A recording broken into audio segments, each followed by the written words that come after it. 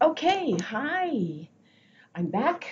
Today is Tuesday and it is November the 3rd and it's election day.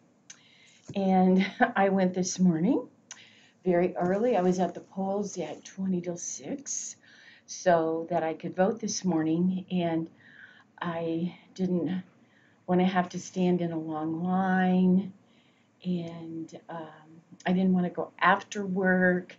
So I thought, well, I'm just going to have to bite the bullet and go this morning. So that's what I did. So it was okay. So um, we are now beginning into new material for chapter or for exam 3.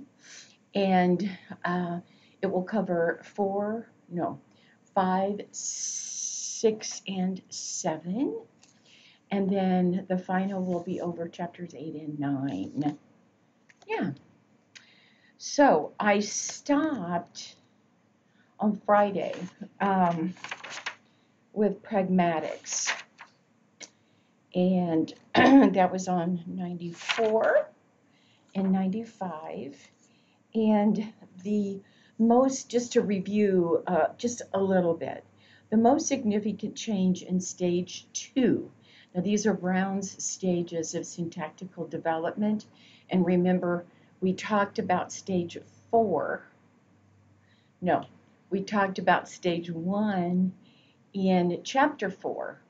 And now what we're going to do is we're going to continue on with stages 2 through 5.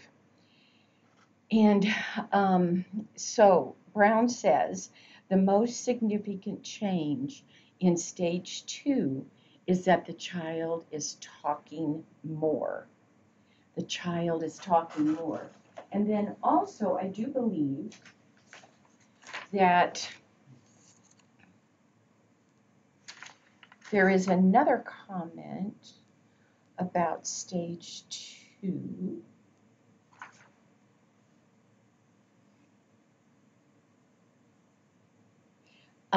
And it has to do with grammatical morphemes and the modulation of meaning. And that's a significant point to make about stage 2. Now, what are morphemes? Well, I really do hope you remember what morphemes are: prefixes and suffixes. And when we talk about modulation of meaning, what we're talking about is how that excuse me, that morpheme modulates or changes the meaning. You can have the word button and, oh, no, let's change a word. You can have the word flower, and that's one morpheme.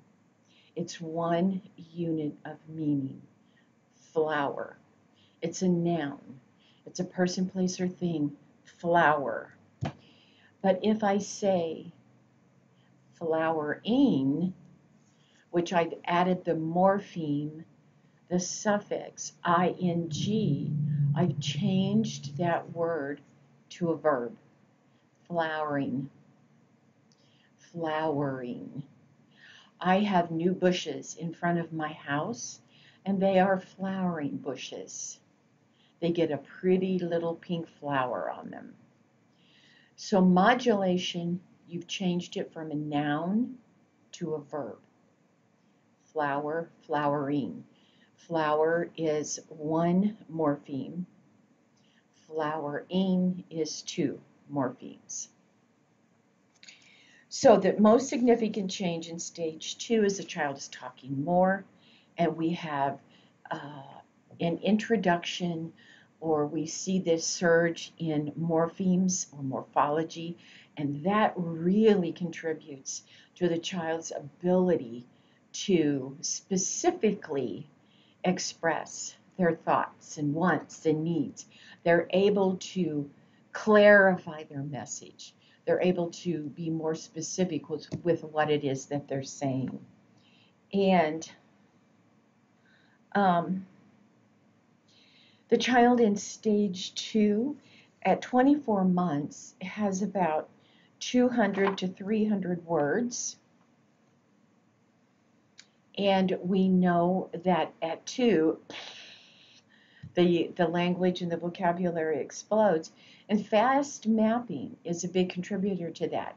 Now, if you remember, fast mapping is where we're trying to teach vocabulary, boost that vocabulary of a child who maybe has a language delay, and we're grouping words into categories: fruit, vegetables, or maybe we're talking about furniture, maybe we're talking about clothing.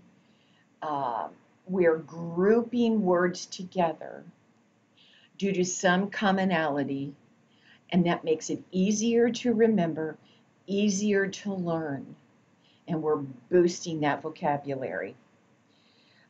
The child also in stage 2 is beginning to understand emotionality, and they have a better cognitive grasp on that. Now, are they still egocentric? You bet.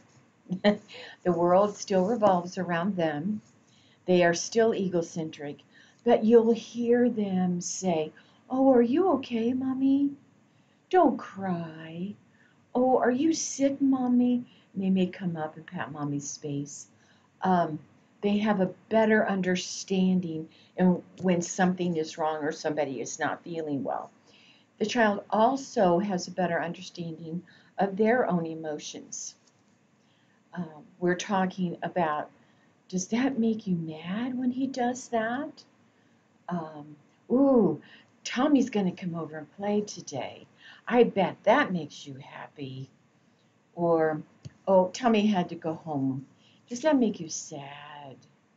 So you're linking one of those emotions to an event, and that helps to teach it because you're relating it in context. It's got to be in context.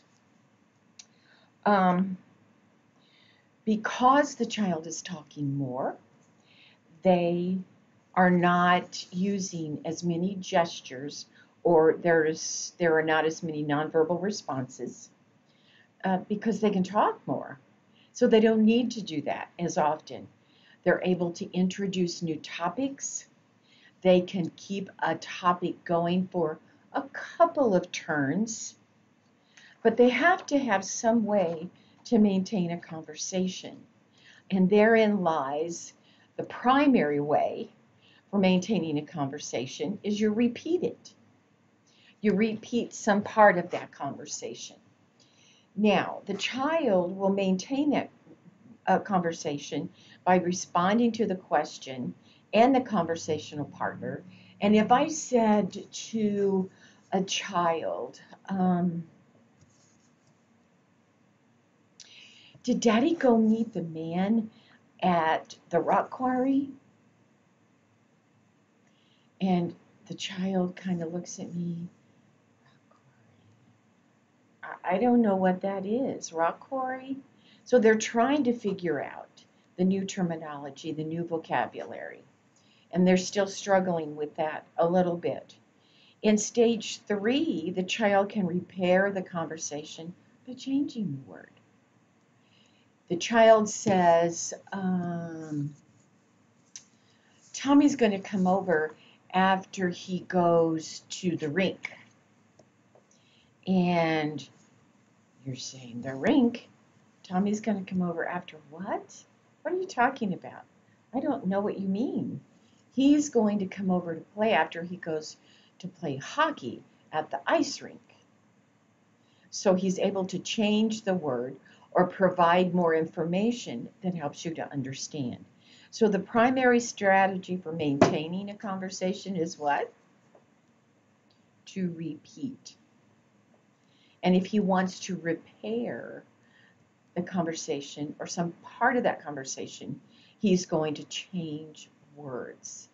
Now, I remember on several occasions, my grandson, River, is now 9. He will be 10 in March.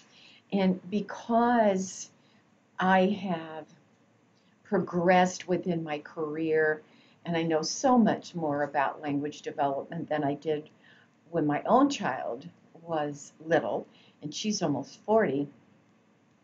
I've really had the pleasure and the good fortune to watch River's language develop.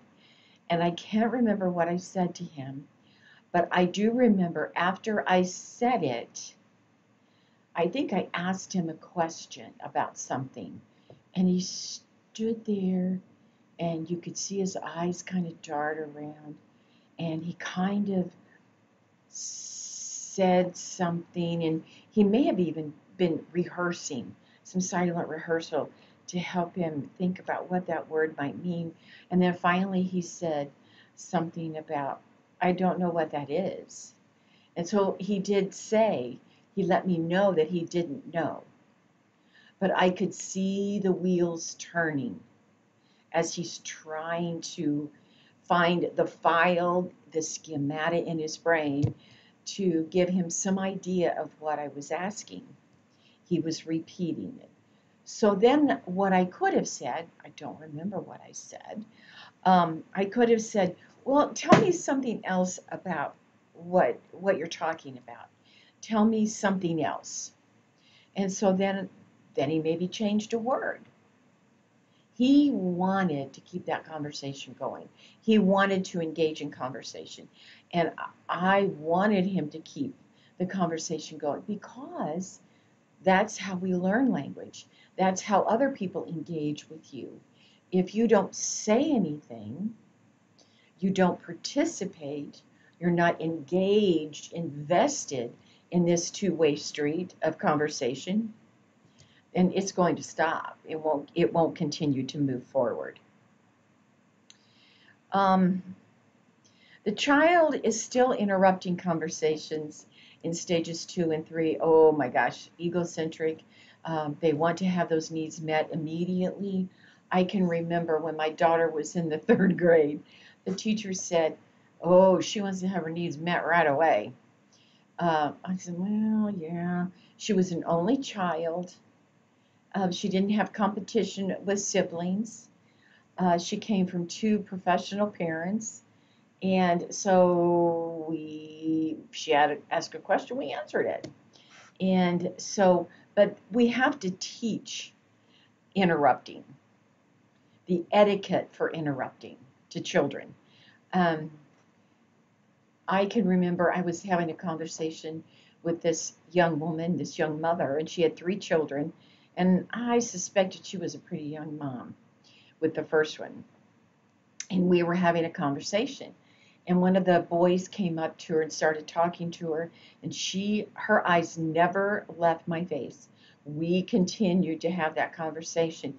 All she did was hold her hand out to the child, and we continued our conversation. And then when we were finished, she looked at the child and she said, you were interrupting. I was in a conversation, and what you needed to do was wait and not say anything. So she was trying to give him the rules for interrupting. Now, that's a pragmatic skill. Interrupting, waiting, and if you are teaching that pragmatic skill of waiting, not interrupting, to the child, and you say, okay, you wait, I know you're there, you wait, and when I'm finished with this conversation, then I will talk to you. If you don't do that, the child is going to become very frustrated, and they're going to start tapping you on the shoulder. They're not going to give up asking for you to listen to them, and they may get into your face. You know how the child comes and puts their face right into yours. But she was very good at letting that child know this is the signal, this is what it means, and then she followed through. The rules that you establish in a classroom are very similar. If you want to say something, you raise your hand. You don't just blurt it out. If the teacher asks a question, she expects those students who know the answer to put their hand up. It's that idea. And we do have to teach interruptions. Let's move on to narratives. And golly, I think narratives are kind of tough for kids. I don't think as a whole we're not great writers. I think we struggle with putting our thoughts down on paper. And it's a skill that we have to teach children as well. We use narratives to discuss past events, future events. I have a very good friend who lives in Las Vegas. And at Christmas time, we exchange gifts, and I try and include a letter because I haven't seen her in years. 10 years maybe. I don't even know. It's been so long. And so I try and include a letter. And I might work on this letter for several days. I'll write a little bit, and then I may stop, and then I may pick it back up and add something else.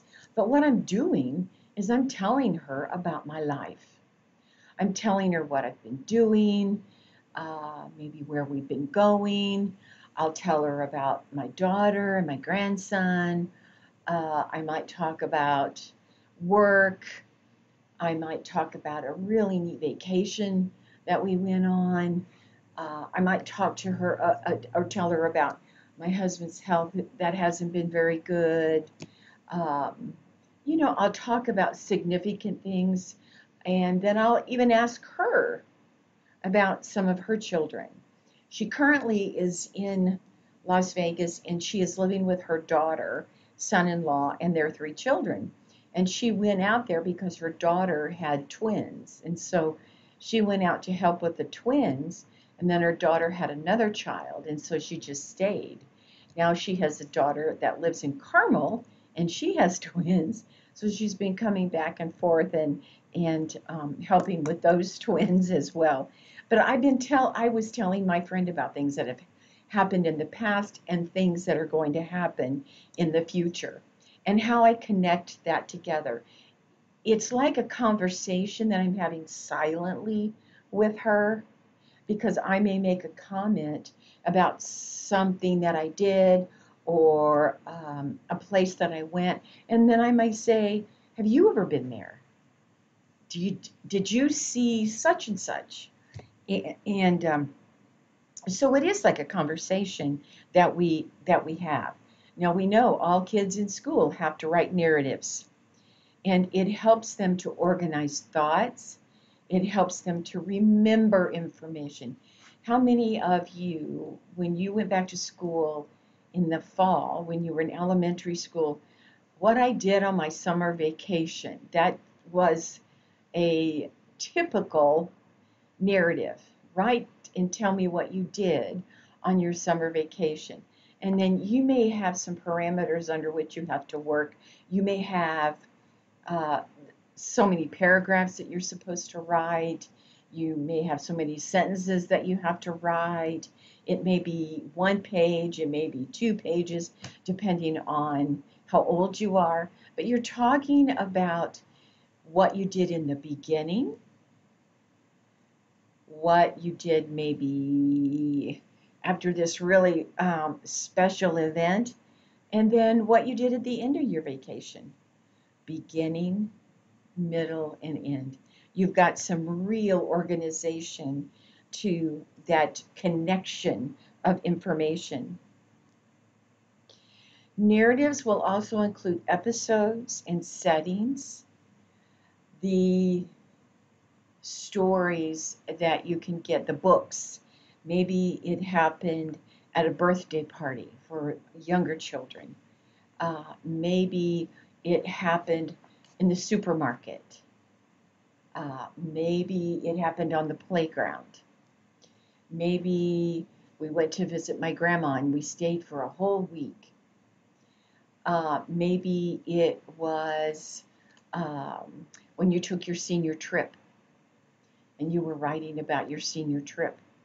Um, you're talking about how you got there, the first thing that you did, maybe a really neat museum that you went to, and how exhausted you were on the way home. So we have settings and episodes. It also taps into that working memory. You have to remember what you did. And if your teacher is asking you to incorporate a certain number of paragraphs, pages, whatever, then you're going to really have to tap into that memory.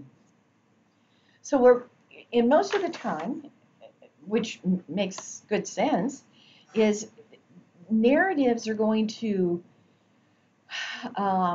be a document or a story about something that's personal to you. That's the most common type. Now, you're going to find in different cultures, some cultures will talk about their home life. They'll talk about, because they have several family members who live with them, and they'll talk about a special celebration that they had. Um, another um, another narrative of a different culture might talk about some kind of job that the father has or the family has. And sometimes in those cultures, little ones begin working very, very early and continue to work and help support the family.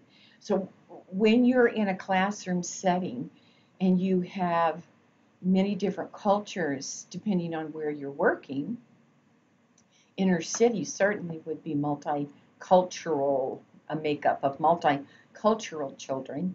You need to know some of the history of those cultures, things that are important to them, because those are some things that your children are going to write about. Children who live in poverty might talk about how afraid they are, how hungry they are, how difficult it is to sleep, how noisy it is, how they're afraid that bad things are going to happen. Um, those are the reality. How they had to call the police. Um, that's a reality for those kids. So they're going to talk and write about things that are common to them, things that they know on a daily basis.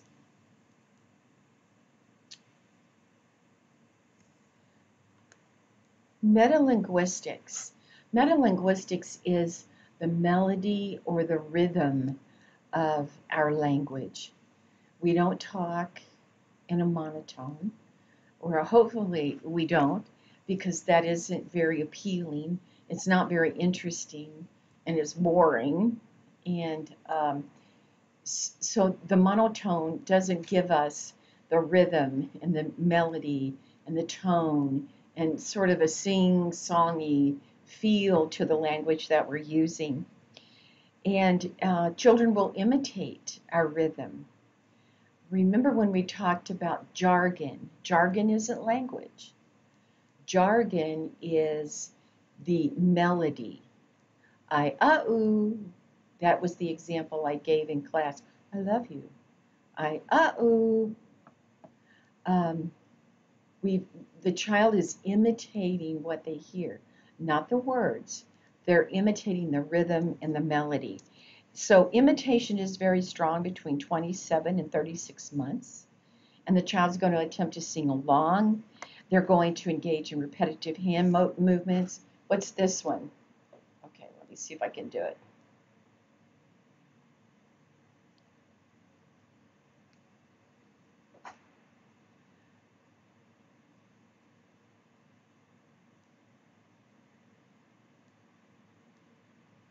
Itsy Bitsy Spider, the Hokey Pokey. The wheels on the bus go round and round, round and round, round and round. The wheels on the bus go round and round, all through the town. And you have the wipers that go swish, swish, swish. That's a fun word to say. Then you have the doors that open and shut. You have the money. Now, not all versions of the wheels on the bus have money. The money on the bus goes jingle, jingle, jingle as it drops in whatever. Um, the children on the bus go up and down, up and down. And then you have the babies on the bus go wah, wah, wah. It's that repetition. Remember, we talked about repetition when we were talking about kids who were in that 3-year range preschool, how repetition using movement facilitates language. And that's exactly what's happening when we're talking about metalinguistics. Also, parents are beginning to talk about books and book sharing. There is a test that I used, a long time ago. And one of the questions on the test was, if you gave the book to the child upside down, would they turn it around? And I've tried that with kids. I gave them a book, and when I handed it to them, it wasn't so that they could see it right side up. I had it turned around. So when I presented it, it was upside down. The book was upside down. And what I wanted to know, did they turn it around? Did they recognize the fact that the book was upside down? Also, do they know where the cover of the book is? Do they know who the author is? Do they know what the title of the book is? These are things that we see kids in preschool, early kindergarten are expected to know. They're expected to know these things about the books. We encourage page turning. We encourage how you hold the book, how you respect the book, that you don't write in it, you don't tear it up. Having literacy in the home is important. Not just a storybook. It may be a newspaper. Now, I realize newspapers are obsolete. We're so high tech.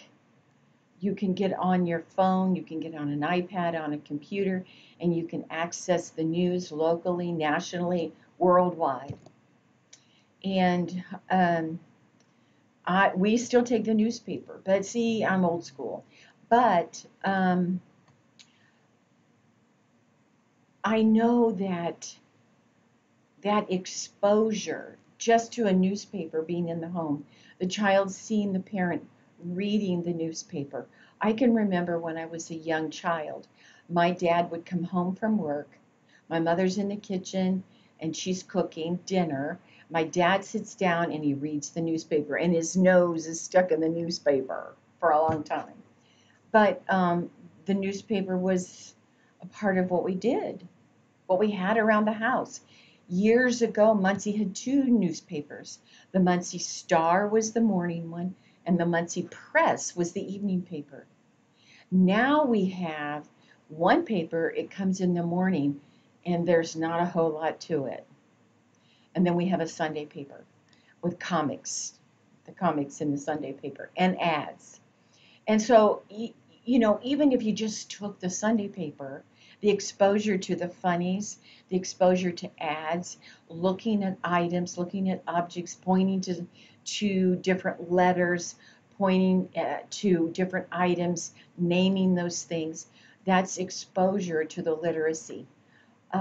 You might share with a parent, you're driving down the road and you point out a street sign that has the letter that's in the child's name.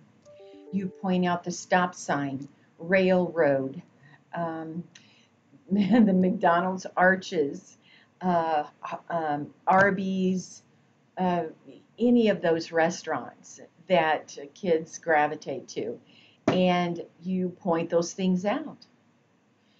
You maybe have some kind of manual. Maybe you have a manual, you bought a new TV and you have the manual. And so you bring that manual out and you talk to the child about, oh, golly, something's not quite right with the TV. I don't know what it is, but I'm going to have to get out the manual and read it. Or you have a bottle of ketchup and you hold it up and you talk about the label on the ketchup.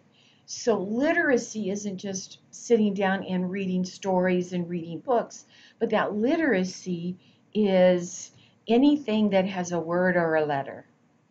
You go to the grocery store and you can point out different words on different products.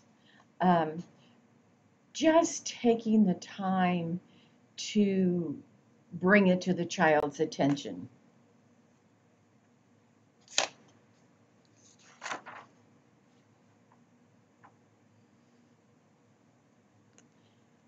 Between stage 4, between the ages of 35 and 40 months, not quite 4 years, and there's a mean length of utterance. Remember, that's where we're counting those morphemes, is 3 morphemes to almost 4 morphemes. The child is continuing to refine and add words. They're adding modifiers. They're adding phrases and beginning to embed clauses, embedded sentences. They have a lot to learn, but they have learned all that can be considered basic for speech and language by the end of age 5. Let me tell you where I got that. Let me show you. It's the last. It's the last bullet. Let me see if I can straighten this up. The child has a lot to learn, but has learned all that can be considered basic for speech and language by the end of stage 5.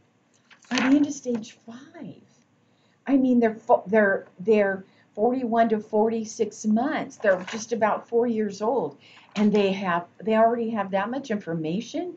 My goodness, that's phenomenal what the brain is holding and what they're able to do. It is just amazing for typical development.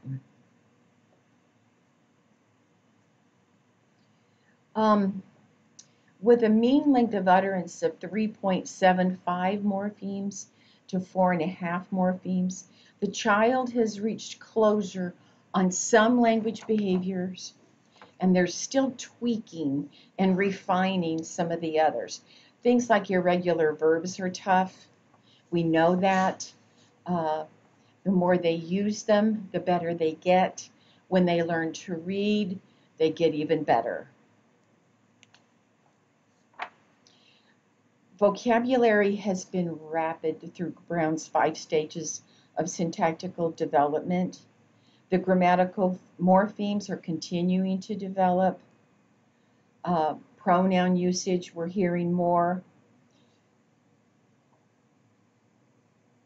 By the end of stage 5, the child shows mastery of common irregular verbs. They're still tweaking things. And we know that kids, whoops, let me get back here, guys. There you go. Sorry about that. We know that kids go through a typical developmental hierarchy, stages, but we know that they go through them at different rates, at different paces, and that's okay, as long as they reach that stage. Children are beginning to have some trouble with contractions, and contractions are kind of difficult, but contractions are morphemes. It's a higher level language skill. It's a higher level morpheme. They're also using tag questions. And those tag questions, we talked about those a little bit ago and asked the question, do you want to pick everything up and come to the table, okay? No, I don't want to. So in stage 5, we're hearing okay and huh, and we may call that selective listening. Each stage they go to, they refine it, and then they move on, and they have more work to do and more work to do. But they are simply moving at warp speed, and they have everything that they need. that will help them be successful when they get into preschool. Now, this is a concept that I think is interesting. Pauses. Nobody taught us what pauses mean, or how long you should pause, or if you pause too long, what it means. If it's a shorter pause, what it pause, what does it mean? But by the end of stage 4, the child has recognized that if there is a pause more than 1 second in conversations, it means the end of the conversational turn and that the partner isn't going to respond. The pause is more than 1 second in a conversation. The child recognizes that's the end of the conversation if it lasts more than 1 second. But pauses that last 1 second means the conversation will probably continue. Who taught us that? No one. No one taught us that.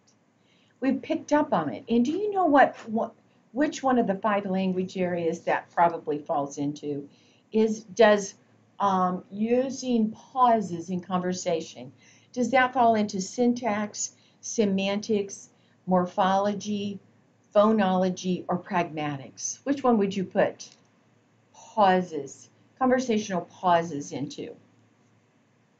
What do you think? If you were here, I'd say, how many think it's morphology? How many think that it's semantics? Well, it's pragmatics. That social component.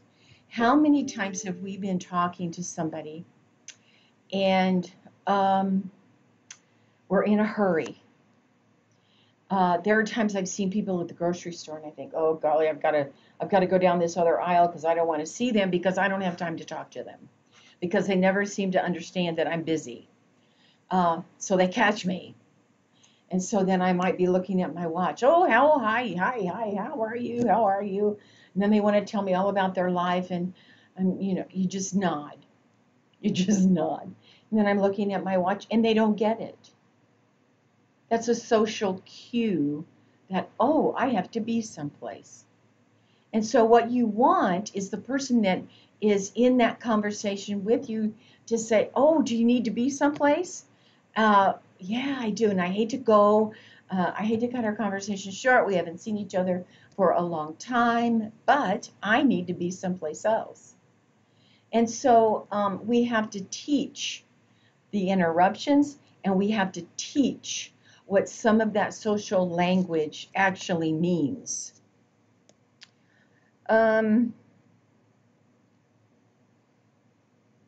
Conversational turn taking. Sometimes we have to teach that too. I had my dear aunt that I loved. She never married. I was the highlight of her life, my Aunt Mill. And you didn't have to worry about saying anything because she did all the talking. She lived alone, and I think she was lonely, but I just, oh, yeah. But that conversational turn taking, even before conversational turn taking, we're talking about playing with the ball and you're rolling the ball back and forth. You're tossing a ball. You're sharing a truck. Those are all prerequisites to conversation, because conversation is turn taking. I say something, you say something, and then I comment on what you said, and then maybe you change the subject. But conversational turn taking. We have a speaker and we have a listener. Interruptions continue to be a problem for young communicators. We're still trying to teach them how to interrupt, how to be patient. And then you put on top of that the little one that has ADHD or something, and they're just chomping at the bit. They've got something they want to tell you in the worst way, and you're holding them off. We've got to teach those skills. And maybe you're going to teach a signal. The child can give you a signal that it's really, really, really important. And you may pause that conversation and begin to include them. They have to be taught the proper way to interrupt. The older that they get, the better that becomes. By the time the child is 5, he can maintain a topic for an average of 5 turns. The adult can maintain a topic for 11 turns. Well, they're not too far off, but we maybe have better vocabulary skills, we have more information, more experiences, which help us to keep that conversation going. He maintains that conversation by repeating part of what his partner has already said. He's going to maybe ask questions. We're going to ask questions. There's going to be a give and take. Now, the child who, in an atypical environment, doesn't have that opportunity to engage, to ask, to comment. I don't know that I want to say it's abusive, but I don't like the word shut up. You can say it in a kinder, gentler way. And we know that all homes are not perfect. Children aren't raised in perfect worlds, nor were we. But it used to be children were seen but not heard. They weren't listened to. Hopefully, you don't want a 2-year-old running your household, but it's okay to engage that 2-year-old in some kind of conversation. Storybooks and literacy, especially the storybooks, that's a way for us to engage in an activity together. That bonding, talking about what we see. You don't have to read every word on a page. It isn't necessary. For little ones, you want the books that have fabric, and you feel the fabric. You want books that have actual photographs, that objects are realistic, colors are red, true red, white, blue, green. They're not magenta, lime green. They're true colors. Give them, especially if they're delayed, the true item, if you can. By the end of stage 3 and through stage 4, the child is much more able and willing to attend to books, pictures, in print. There have been so many times when I've talked about literacy with a family, or, well, we'll stick with literacy. He won't sit still. He just won't let me read that book. Well, first of all, which book are you trying to read? The Disney books about Beauty and the Beast, Ariel, some of the princess stories, or any of those Disney books. There are too many words for a child in a 2 or the second or third stage. They're too much. It's too much for them. And so you don't have to read all those words. You don't have to look at every page. Let the child turn pages and just play with the book for a little bit. Teach the child to respect the books. And maybe you're just going to point out, oh my gosh, look at that great big dog. Wow, he's big. Oh, and here's a little dog. We have a big dog and a little dog. Wow. And then you turn the page. So you want books that are of high interest, and you don't have to read every page. And let them turn the pages. Who cares? But teach them to respect. There are plastic books that you can get for the bathtub. There are magnetic letters, all kinds of educational items that you can get for children to play with. Children are also beginning to learn the alphabet, includes names of letters, We can put them on the refrigerator. Uh, we can spell out their names. And it makes them feel special.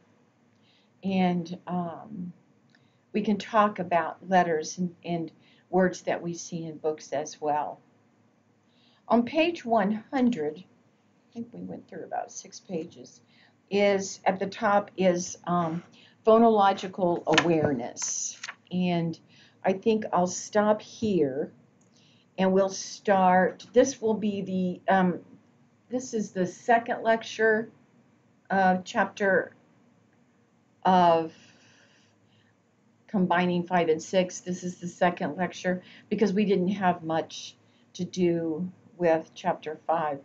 So this will be 6A. We had 6, and now this will be 6A. So I'm going to make a notation of where I need to begin, and we will do that as we move forward. It's going to be a beautiful weekend. It's supposed to be 70. That's wonderful. But then it'll turn cold again. You know it will. So hope things are going well for you. Oh, I wanted to tell you, I did put some extra credit in on Canvas. I don't know what happened in Canvas. There's some information that's come up that I've seen, and I don't know, I've never had it come up before. So I will take care of that. Don't send me any more emails, please. 73, 76 emails is a lot. But I'll fix it. Don't worry about it. So that's all we're going to do today. I'm going to finish up, and then I'm going to supervise in clinic, and then I'm going to go home and see my little Edmund. I will see you later.